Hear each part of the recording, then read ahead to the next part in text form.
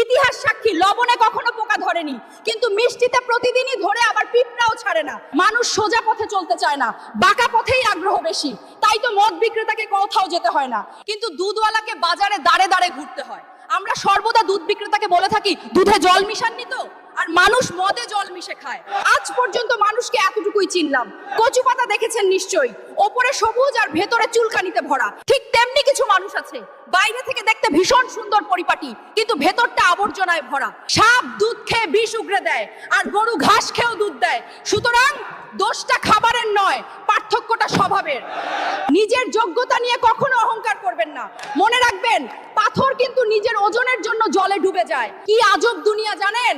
যার চোখে ঘুম আসে তার কাছে ভালো বিছানা নেই, আর যার কাছে ভালো বিছানা আছে তার চোখে ঘুম নেই। যার মনে দয়া আছে তার কাছে দেওয়ার মতো কিচ্ছু নেই, আর যার কাছে দেওয়ার অনেক কিছু আছে তার দেওয়ার মতো